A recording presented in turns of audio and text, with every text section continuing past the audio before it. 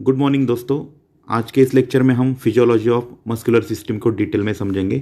दोस्तों यहाँ पे मूवमेंट और लोकोमोशन ये दो बॉडी के फंक्शंस के बारे में बताया गया है और ये शरीर के लिए बहुत ही महत्वपूर्ण होते हैं क्योंकि इनके द्वारा ही हम शरीर के अंदर चलने वाली डिफरेंट जो मूवमेंट्स होते हैं उसको कैरिड आउट कर सकते हैं, जैसे कि रनिंग, वॉकिंग, जंपिंग, डांसिंग। ये सारी क्रियाएँ हम मूवमेंट या लोकोमोशन के द्वारा ही की जाती है।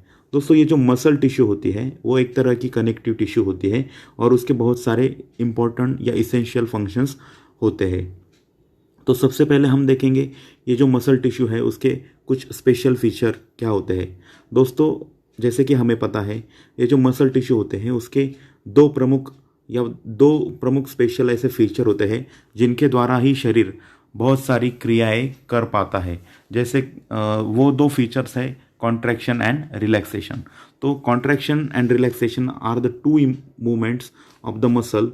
Due to this movements muscle can perform following function.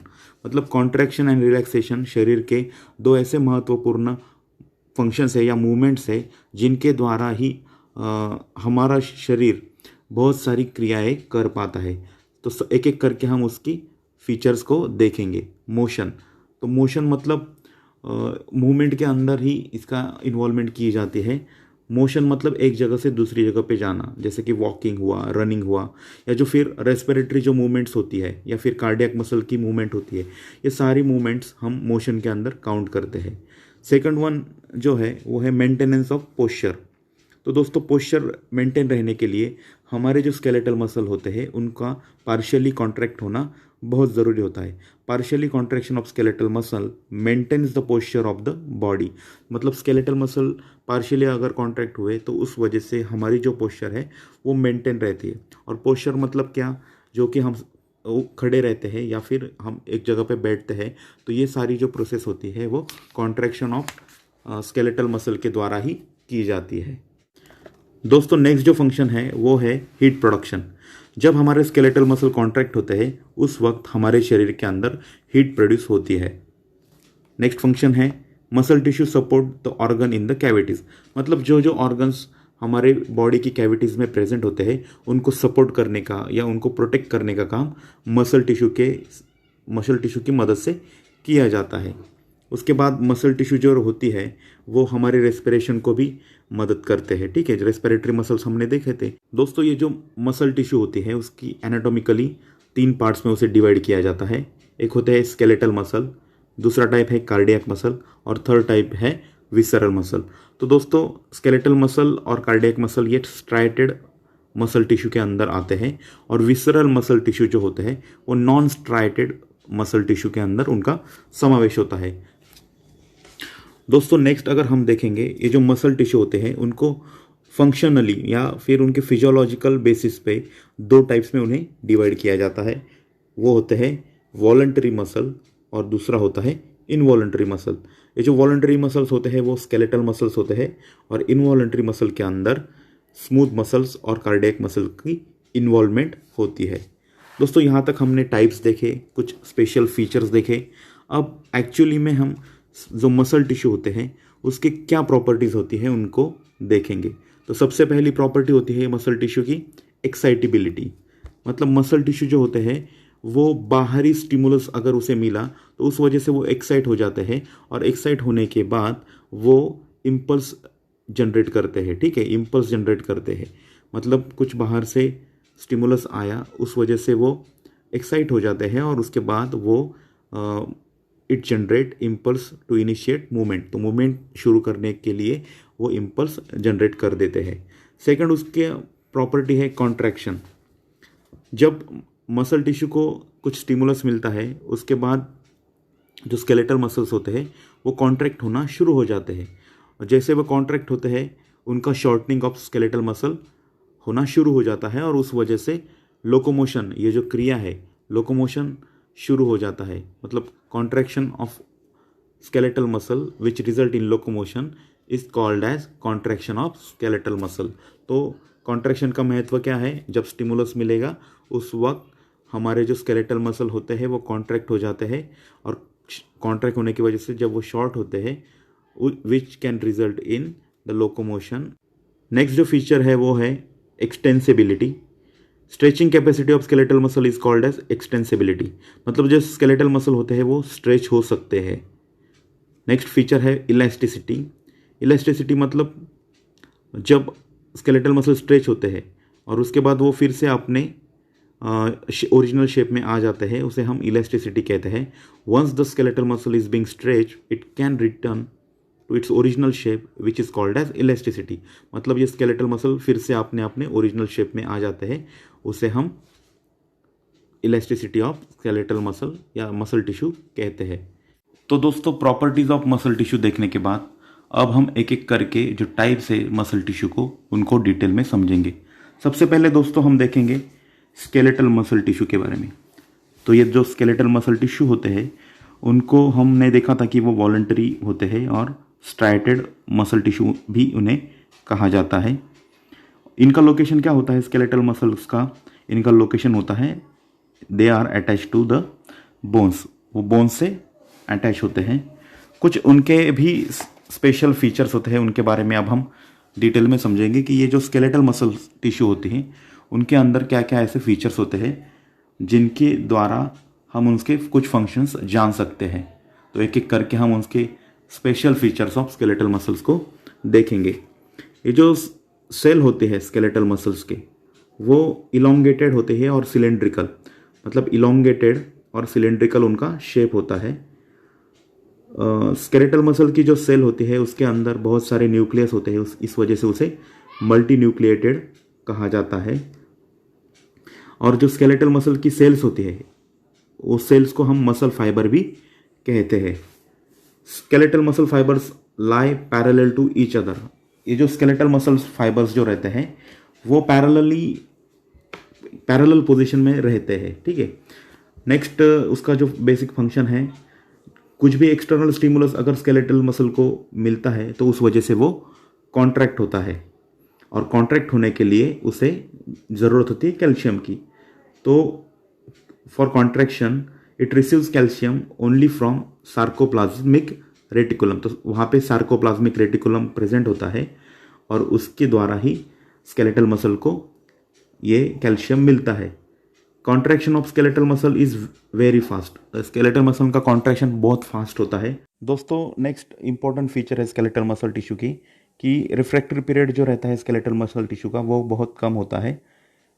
कुछ विगरस कॉन्ट्रैक्शन होते हैं स्केलेटल मसल के, मतलब जब ज़्यादा उनका यूज़ होता है या ज़्यादा वॉकिंग या रनिंग हो जाती है उस वक्त वो जल्दी थक जाते हैं या उसके अंदर लैक्टिक एसिड डिपोजिशन होने की वजह से वो जल्दी फटीग में चले जाते हैं। तो हमें याद रखना है यहाँ पे कि रिफ्रैक्टरी पीरियड जो रहता है स्केलेटल मसल का वो कम रहता है, जिससे क्या होता है कि जो after vigorous contraction skeletal muscle undergoes fatigue. Skeletal muscle के अंदर रेड पिगमेंट प्रेजेंट होते हैं, उन्हें मायोग्लोबिन कहा जाता है। और ये जो मायोग्लोबिन रहते हैं इट स्टोर्स ऑक्सीजन, तो ऑक्सीजन स्टोर करने का काम मायोग्लोबिन की तरफ से किया जाता है। Due to myoglobin skeletal muscle looks red. तो ये जो मायोग्लोबिन प्रेजेंट होते हैं स्केलेटल मसल के अंदर उनकी वजह से स्केलेटल मसल रेडिश दिखते हैं। साथ में वहाँ पे वाइट स्केलेटल मसल फाइबर भी होते हैं जिनके अंदर मायोग्लोबिन जो होता है वो बहुत कम रहता है और उस वजह से वो वाइटिश दिखते हैं। तो यहाँ पे हम वाइट स्केलेटल मसल के बारे में भी समझ सकते हैं कि अगर मायोग्लोबिन की लेवल कम है तो उस वजह से वो वाइट दिखते हैं।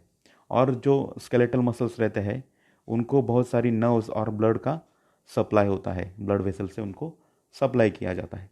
दोस्तों स्केलेटल मसल टिश्यू देखने के बाद अब हम कार्डियक मसल टिश्यू के बारे में देखेंगे। दोस्तों जैसे कि वर्ड कार्डियक है यहाँ पे, मतलब हार्ट के अंदर जो मसल प्रेजेंट रहते हैं या हार्ट जिनसे बना हुआ होता है जिस टिश्यू से, उसे हम कार्डियक मसल टिश्यू कहते हैं। और ये जो कार्डियक मसल टिश्यू रहती है वो स्ट्राइटेड इनवॉलंटरी मसल्स होते हैं। जैसे दोस्तों हमने यहाँ पे शेप देखा था किसका, स्केलेटल मसल का, वो रहता है इलोंगेटेड और सिलेंड्रिकल। उसी तरह से यहाँ पे डिफरेंस होता है, कार्डियक मसल जो टिश्यू होते हैं या सेल होते हैं वो क्वाड्रिएंगुलर और उसके अंदर जो न्यूक्लियस होता है वो सेंट्रली लोकेटेड होता है। Shape of the cardiac muscle is quadrangle and nucleus is centrally located. तो इसके भी कार्डियक मसल टिश्यू के भी कुछ स्पेशल फीचर्स होते हैं, उसे भी हम एक एक करके अब देखेंगे। तो सबसे पहला फीचर उनका होता है cardiac muscle fibre are branched and interconnected. तो कार्डियक मसल फाइबर्स के अंदर ब्रांचेस होती है और वो एक दूसरे से कनेक्टेड रहते हैं। ये जो इंटरकनेक्शंस होते हैं कार्डियक मसल के अंदर, उसे हम इंटरकैलेटेड डिस्क भी कहते हैं। तो interconnection among the cardiac muscle are called as intercalated disc. तो जैसे हमने देखा कि बहुत सारे इंटरकनेक्शंस रहते हैं कार्डियक मसल फाइबर्स के अंदर, तो वो इंटरकनेक्टेड कार्डियक मसल फाइबर आगे चल के एट्रिया और वेंट्रिकल्स को भी बना देते हैं। Upper network consist of right atrium and left atrium. मतलब जो अपर नेटवर्क रहेगा interconnection of cardiac muscle fibre का, तो वो अपर नेटवर्क बनाएगा right atrium and left atrium, and जो लोअर नेटवर्क बनाएगा right ventricle and left ventricle. और ये दोस्तों upper and lower network of atria and ventricle, इनको जोड़ने का काम जो करता है उसे कहते हैं सिंक्टियम। ठीक है, upper and lower network of atria and ventricular muscle are called as syncytium. दोस्तों हमने देखा कि किस तरह से अपर नेटवर्क जो रहता है कार्डियक मसल फाइबर्स का, उनकी मदद से एट्रियम्स बनते हैं, और लोअर नेटवर्क्स जो रहते हैं कार्डियक मसल फाइबर्स के, उनकी वजह से वेंट्रिकल्स बनते हैं। तो ये जो upper and lower network of atria and ventricle of muscles जो रहते हैं, उन्हें ही हम सिंक्टियम कहते हैं। और ये जो एक दूसरे से कनेक्टेड रहते हैं, इंटरकैलेटेड डिस्क से जो कनेक्टेड रहते हैं, जब कोई भी स्टिमुलस आता है तो वो पूरा का पूरा स्टिमुलस पूरे के पूरे entire syncytium of the heart में स्प्रेड होता है। Due to intercalated disc, stimulus can be spread over the entire syncytium of the heart. ठीक है दोस्तों, यहाँ तक समझ में आया? दोस्तों एक बहुत ही महत्वपूर्ण फंक्शन रहता है कार्डियक मसल टिश्यू का, वो होता है autorhythmicity. Autorhythmicity is the important feature of the cardiac muscle. तो ये ऑटोरिदमिसिटी मतलब क्या दोस्तों? अगर स्केलेटल मसल को कॉन्ट्रैक्ट होना है तो उनको बाहर के स्टिमुलस की ज़रूरत होती है, लेकिन कार्डियक मसल के बारे में ऐसा नहीं होता है। कार्डियक मसल जो होते हैं वो कॉन्ट्रैक्ट हो सकते हैं विदाउट एक्सटर्नल नर्वस या हार्मोनल स्टिमुलस के बिना। तो ये अपने आप ही कॉन्ट्रैक्ट होने की क्षमता उनके अंदर उपस्थित होती है, और ये जो क्षमता रहती है उसे ही हम ऑटोरिदमिसिटी कहते हैं। तो उसे हम पढ़ेंगे। Cardiac muscle can contract without external nervous और hormonal stimulus which is called as autorhythmicity. मतलब विदाउट एनी एक्सटर्नल नर्वस या हार्मोनल स्टिमुलस कार्डियक मसल्स जो होते हैं वो अपने आप ही कॉन्ट्रैक्ट होते हैं, उस प्रोसेस को ही हम ऑटोरिदमिसिटी कहते हैं। दोस्तों रिफ्रैक्टरी पीरियड की बात करें तो कार्डियक मसल की जो रिफ्रैक्टरी पीरियड होता है वो बहुत लॉन्ग होता है, और उस वजह से cardiac muscle never undergoes fatigue, मतलब वो जल्दी नहीं थकते हैं। कार्डियक मसल कंटिन्यूस वर्क करते हैं, कंटिन्यू उनके अंदर कॉन्ट्रैक्शंस चालू रहते हैं, इस वजह से उनको कैल्शियम का सप्लाई भी बहुत ज़्यादा लगता है। तो जो कार्डियक मसल को कैल्शियम का सप्लाई होता है वो दो तरह से, मतलब ड्यूअल कैल्शियम सप्लाई होता है उसे। एक होता है सार्कोप्लाज्मिक रेटिकुलम से, और दूसरा जो रहता है एक्स्ट्रा सेलुलर फ्लूइड से भी उन्हें कैल्शियम का सप्लाई किया जाता है। तो दोस्तों यहाँ तक हमने कार्डियक मसल जो है उनके कुछ इंपॉर्टेंट फीचर्स देखे। तो क्या क्या देखा हमने उसके अंदर? एक तो सबसे इंपॉर्टेंट देखी ऑटोरिदमिसिटी, दूसरा हमने देखा प्रोलॉन्ग्ड रिफ्रैक्टरी पीरियड, उसके बाद उसको कैल्शियम का रिच सप्लाई रहता है। कार्डियक मसल्स फाइबर्स जो रहते हैं वो ब्रांच्ड एंड इनवॉलंटरी होते हैं, उसके बाद वो एक दूसरे के साथ कनेक्टेड रहते हैं विद इंटरकैलेटेड डिस्क, और जो एट्रियल एंड वेंट्रिकुलर सिंक्टियम होता है वो इंडिपेंडेंटली वर्क करते हैं। तो इस तरह से दोस्तों हमने कार्डियक मसल टिश्यू के बारे में समझा। दोस्तों स्केलेटल मसल टिश्यू और कार्डियक मसल टिश्यू देखने के बाद अब हम स्मूथ मसल टिश्यू के बारे में देखेंगे। दोस्तों ये जो स्मूथ मसल टिश्यू होते हैं वो non striated involuntary muscle tissue होते हैं, उसे ही हम स्मूथ मसल टिश्यू कहते हैं। Non striated and involuntary muscle tissue is called as smooth muscle tissue. तो इनका लोकेशन क्या होता है स्मूथ मसल का टिश्यू का? तो इनका लोकेशन होता है स्मूथ मसल्स का। तो दोस्तों स्मूथ मसल टिश्यू जो रहते हैं ये कहाँ पे प्रेजेंट रहते हैं? जो विसरल ऑर्गन होते हैं हमारे, जैसे कि stomach, small and large intestine, urinary bladder, bronchioles of the lungs, मतलब स्टमक के अंदर वो प्रेजेंट होते हैं, स्मॉल एंड लार्ज इंटेस्टाइन के अंदर ये स्मूथ मसल्स प्रेजेंट होते हैं, यूरिनरी ब्लैडर के अंदर ये प्रेजेंट होते हैं, साथ में ब्रोंकियोल्स ऑफ लंग्स के अंदर ये स्मूथ मसल्स प्रेजेंट होते हैं। और उनका शेप कैसा होता है दोस्तों, ये जो स्मूथ मसल फाइबर्स जो होते हैं वो स्मॉल होते हैं और वो उनके अंदर जो न्यूक्लियस होता है वो सिंगल न्यूक्लियस होता है। तो ये कुछ इंपॉर्टेंट चीज़ें थी स्मूथ मसल फाइबर्स के बारे में। सबसे पहले वो नॉन स्ट्राइटेड इनवॉलेंट्री होते हैं और विसरल ऑर्गन में वो प्रेजेंट रहते हैं। तो उसके भी कुछ स्पेशल फीचर्स रहते हैं स्मूथ मसल्स के, उनको भी हम एक एक करके देखेंगे।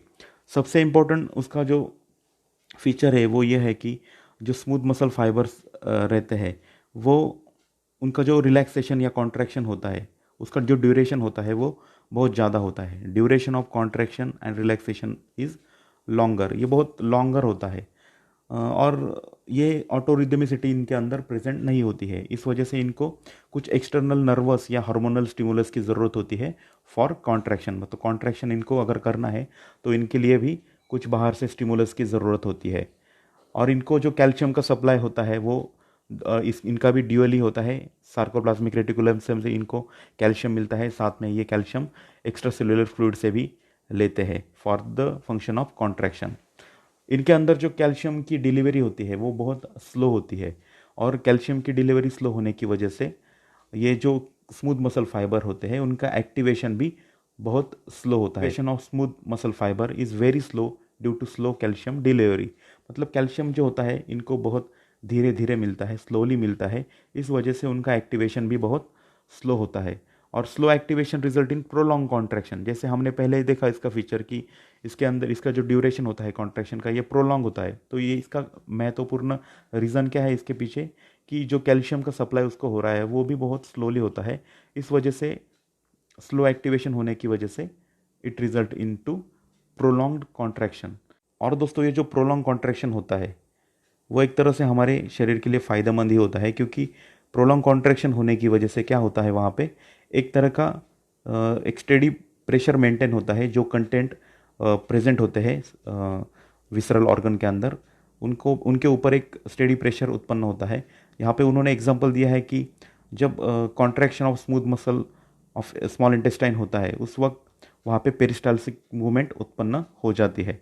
Due to steady pressure of peristaltic movement food is pushed forward in the gastrointestinal tract.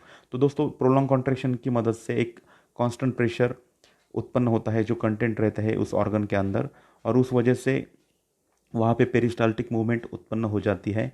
और पेरिस्टाल्टिक मूवमेंट उत्पन्न होने की वजह से स्मॉल इंटेस्टाइन में जो भी मटेरियल प्रेजेंट है उसको आगे भेजने का काम जीआईटी में किया जाता है। तो इस तरह से ये जो प्रोलॉन्ग कॉन्ट्रैक्शन या स्लो एक्टिवेशन होता है स्मूथ मसल फाइबर्स का वो इम्पॉर्टेंट होता है। दोस्तों बुक में यहाँ पे difference between skeletal muscle, cardiac muscle and smooth muscle का एक चार्ट दिया है, उसे अच्छी तरह से देख लो, कभी कभी क्वेश्चन इस पर डायरेक्टली पूछा जाता है। तो नेक्स्ट अब हम देखेंगे histology of skeletal muscle tissue. तो स्केलेटल मसल टिश्यू की हिस्टोलॉजी के बारे में अब हम थोड़ा सा समझेंगे। तो जो सेल्स होते हैं मसल टिश्यू के उन्हें हम मसल फाइबर कहते हैं, और जो आउटर मोस्ट कवरिंग होता है मसल फाइबर का उसे हम सार्कोलेमा कहते हैं।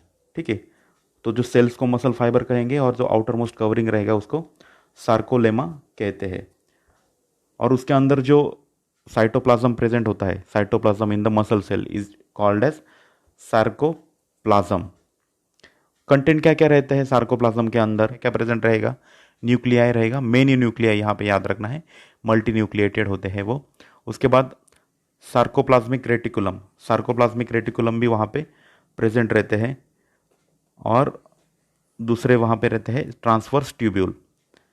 और ये जो सार्कोप्लाज्मिक रेटिकुलम होते हैं वो एक्चुअली स्टोर करते हैं कैल्शियम को। सार्कोप्लाज्मिक रेटिकुलम स्टोर्स कैल्शियम, और ये कैल्शियम की ज़रूरत कब पड़ती है, at the time of contraction calcium is released from sarcoplasmic reticulum. जैसे कि हमने देखा कि जहाँ जहाँ पे मसल कॉन्ट्रैक्शन होता है वहाँ पे कैल्शियम की ज़रूरत होती है और उसको रिलीज़ किया जाता है सार्कोप्लाज्मिक रेटिकुलम के द्वारा। Each skeletal muscle fibre consist of thick myofilament and thin myofilament. तो ये जो मसल फाइबर रहते हैं उनके अंदर thick and thin myofilament present रहते हैं, और ये जो थिक एंड थिन मायोफिलामेंट्स रहते हैं वो अरेंज रहते हैं एक कंपार्टमेंट में, उसको ही हम सार्कोमियर कहते हैं। तो हमें याद रखना है कि सार्कोमियर जो रहते हैं वो एक कंपार्टमेंट जैसे रहते हैं जिसके अंदर thick and thin myofilaments arrange होते हैं। ये जो सार्कोमियर्स रहते हैं, there is alternate arrangement of thick and thin myofilaments. तो हमें याद रखना है कि ये जो सार्कोमियर जो रहते हैं वो एक तरह का कंपार्टमेंट रहते हैं और उनकी अरेंजमेंट जो रहती है वो अल्टरनेट रहती है। और अल्टरनेट क्या रहेगा, थिक एंड थिन मायोफिलामेंट से वो अरेंज होते हैं। और ये जो थिन एंड थिक मायोफिलामेंट्स जो होते हैं वो एक दूसरे पे ओवरलैप करते हैं। दोस्तों ये जो सार्कोमियर्स होते हैं वो एक दूसरे से सेपरेट होते हैं एक नैरो लाइन से, उसे हम जेड लाइन कहते हैं। और साथ ही में सार्कोमियर के अंदर एक डार्क एरिया होता है और लाइट एरिया होता है। तो जो लाइट एरिया होता है उसे हम आई बैंड कहते हैं। थिक मायोफिलामेंट्स जो रहते हैं वो प्रोटीन से बने हुए होते हैं। और वो कौन से प्रोटीन होते हैं, वो रहते हैं एक्टिन एंड मायोसिन। और जो थिन मायोफिलामेंट्स रहते हैं वो भी प्रोटीन से ही बने हुए होते हैं। उसके अंदर actin, troponin and tropomyosin present होते हैं। डायग्राम पे हम देख सकते हैं कि यहाँ पे ये डायग्राम अगर आप देखेंगे तो यहाँ पे हम जेड लाइन देख सकते हैं। जेड लाइन मतलब जो सार्कोमियर को सेपरेट करती है, हाँ, एक नैरो थिन लाइन होती है, उसे हम जेड लाइन कहते हैं। यहाँ पे थिन मायोफिलामेंट्स आप देख सकते हो, यहाँ पे थिन मायोफिलामेंट, यहाँ पे थिक मायोफिलामेंट, यहाँ पे आई बैंड है, ये आई बैंड और ये ए बैंड। तो इस तरह से दोस्तों ये सारी चीज़ें आपको याद रखनी होगी। दोस्तों डायग्राम में आप क्रॉस ब्रिज देख सकते हो। तो ये जो क्रॉस ब्रिज रहते हैं वो actually projecting heads of myosin रहते हैं और इसके अंदर they consist of actin and ATP binding site. तो यहाँ पे एटीपी बाइंडिंग साइट होते हैं और एक्टिन प्रेजेंट रहते हैं। दोस्तों जैसे कि हमें पता है कि कोई भी मसल कॉन्ट्रैक्शन होने के लिए वहाँ इम्पल्स की ज़रूरत होती है। तो ये इम्पल्स भेजने का काम न्यूरॉन के द्वारा किया जाता है। तो वहाँ पे एक्सॉन का रोल होता है। और एक्सॉन क्या रहता है, हमने देखा था नर्व सेल के अंदर बॉडी और एक्सॉन होता है। तो ये जो एक्सॉन होता है that is a thread like structure या process of motor neuron which transmit motor impulse from neuron to muscle fibre. मतलब न्यूरॉन से मसल फाइबर तक इम्पल्स भेजने का काम इस एक्सॉन के द्वारा किया जाता है। दोस्तों यहाँ पे डायग्राम में आप देख सकते हो कि यहाँ पे एक्सॉन टर्मिनल करके लिखा है। तो ये एक्सॉन टर्मिनल मतलब क्या, when the axon of a motor nerve reaches the surface of a muscle fibre. ये दोस्तों ये पूरा जो है वो मसल फाइबर है ये, ठीक है, ये मसल सेल है। और ये जो एक्सॉन का टर्मिनल यहाँ पे आया है ये एक्सॉन का एंड है जो कि मसल फाइबर में उसने एंट्री ले ली है। दोस्तों आप डायग्राम में एक्सॉन टर्मिनल देख सकते हो। जिस वक्त मोटर नर्व जो रहती है या मोटर नर्व की जो एक्सॉन होता है वो मसल फाइबर की सरफेस पे आ जाता है, उस वक्त जो एक्सॉन रहता है वो डिवाइड होता है बहुत सारी ब्रांचेस में। This branching of axon of motor neuron is called as axon terminal. तो ये जो बहुत सारी ब्रांचिंग यहाँ पे दिख रही है उसे हम एक्सॉन टर्मिनल कहते हैं। दोस्तों दूसरा एक वर्ड टर्मिनोलॉजी यूज़ की जाती है जो है मोटर एंड प्लेट की। मतलब जब सार्कोलेमा के कांटेक्ट में एक्सॉन टर्मिनल आ जाता है तो उसे हम मोटर एंड प्लेट कहते हैं या उसे हम न्यूरोमस्कुलर जंक्शन कहते हैं। तो उसे हम पढ़ेंगे the region of sarcolemma of muscle fibre is in contact with axon terminal is called as motor end plate. तो मतलब ये जो एक्सॉन टर्मिनल है वो अब सार्कोलेमा के कांटेक्ट में आ गया तो उसे हम मोटर एंड प्लेट कहेंगे। तो दोस्तों ये न्यूरोमस्कुलर जंक्शन जो होता है वो बनता है, it consist of axon terminal of motor neuron plus motor end plate. मतलब axon terminal plus motor end plate मिलके ही हम न्यूरोमस्कुलर जंक्शन वहाँ पे बनता है। तो दोस्तों इस तरह से हमने यहाँ पे ये चीज़ें समझी। तो डायग्राम में हम सिनेप्टिक एंड बल्ब देखेंगे कि जो सिनेप्टिक एंड बल्ब है यहाँ पे, तो वो छोटे छोटे बल्ब लाइक स्ट्रक्चर होते हैं present at the distal end of the axon terminal. और इनका जो फंक्शन होता है उनके अंदर न्यूरोट्रांसमीटर प्रेजेंट होते हैं एसिटिल कोलिन, ठीक है। ये जो सिनेप्टिक एंड बल्ब होते हैं उनके अंदर न्यूरोट्रांसमीटर प्रेजेंट होता है दैट इज एसिटिल कोलिन।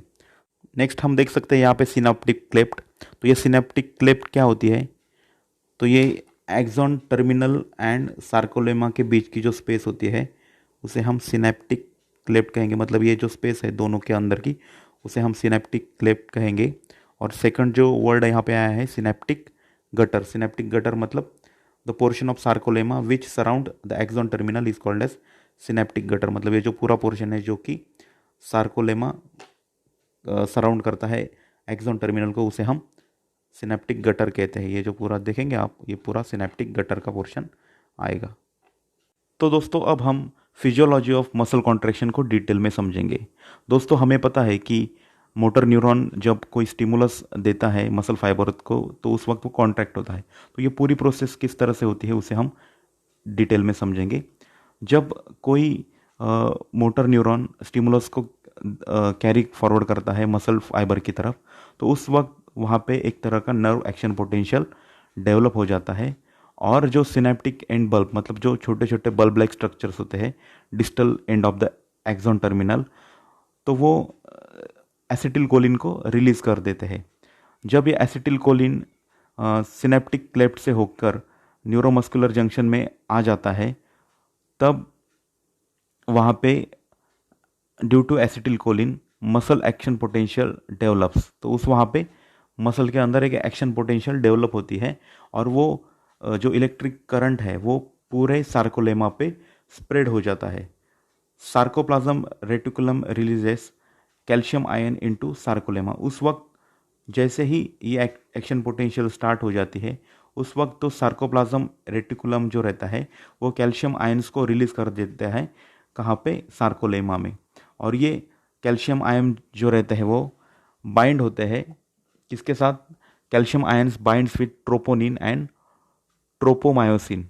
ठीक है, तो ट्रोपोनिन और ट्रोपोमायोसिन के साथ ये बाइंड होते हैं और उसके बाद ये जो ट्रोपोनिन और ट्रोपोमायोसिन होते हैं इनकी मूवमेंट होती है। ठीक है, movement of troponin and tropomyosin. और जैसे ही ये मूवमेंट होती है तो it exposes the myosin binding site on actin. तो वहाँ पे एटीपीज प्रेजेंट होते हैं। और किसी भी मसल कॉन्ट्रैक्शन के लिए मसल को एनर्जी की ज़रूरत होती है। ठीक है, तो muscle needs energy for contraction. कोई भी मसल कॉन्ट्रैक्ट होना है तो वहाँ पे एनर्जी की ज़रूरत होती है। Due to action potential energy is obtain from ATP molecule.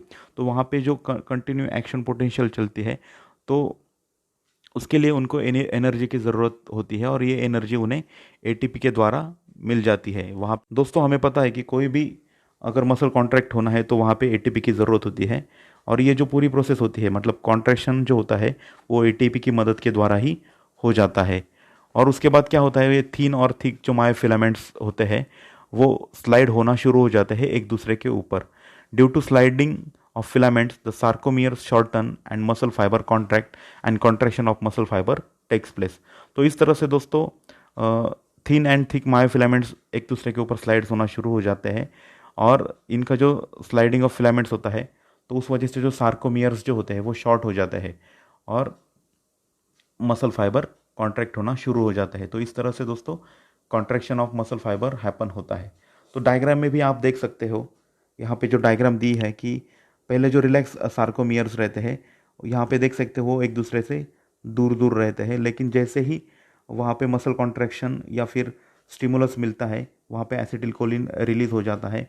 Acetyl Colin release होने के बाद कैल्शियम आयन आ जाते हैं और कैल्शियम आयन जैसे ही आ जाते हैं मूवमेंट्स ऑफ ट्रोपोनिन और ट्रोपोमायोसिन होना शुरू हो जाता है और एटीपी की मदद से वहाँ पे मसल जो होते हैं वो कॉन्ट्रैक्ट शुरू होना हो जाते हैं। और नीचे के डायग्राम में आप देख सकते हैं कि यहाँ पे सार्कोमियर जो है वो कॉन्ट्रैक्ट होते हुए यहाँ पे दिखाई देते हैं हमें, मतलब वो एक दूसरे के पास आ जाते हैं, एक दूसरे के ऊपर स्लाइड करना शुरू कर जा देते हैं और उस वजह से जो सार्कोमियर जो होते हैं वो शॉर्ट हो जाते हैं, मसल फाइबर कॉन्ट्रैक्ट हो जाते हैं। तो दोस्तों इस तरह से हमने फिजियोलॉजी ऑफ मसल कॉन्ट्रैक्शन को देखा कि मसल कॉन्ट्रैक्शन में सबसे महत्वपूर्ण रोल रहता है एसिटिल कोलिन का।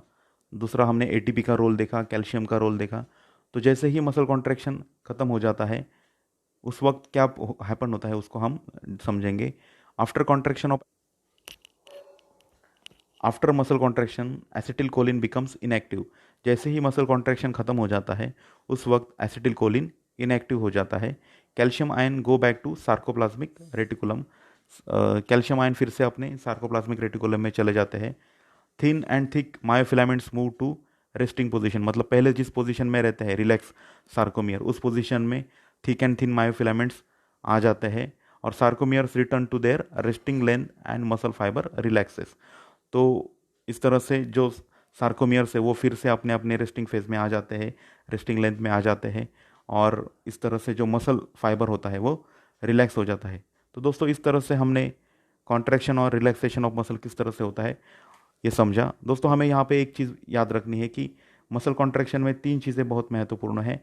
एक तो एसिटिल कोलिन, दूसरा एटीपी, और थर्ड वन जो है कैल्शियम। तो ये तीनों की मदद से वहाँ पे मसल कॉन्ट्रैक्ट होता है। जैसे ही ये तीनों चीज़ें कम हो जाती है, मसल रिलैक्स होना शुरू हो जाता है। तो यहाँ तक हमने मसल रिलैक्सेशन देखा।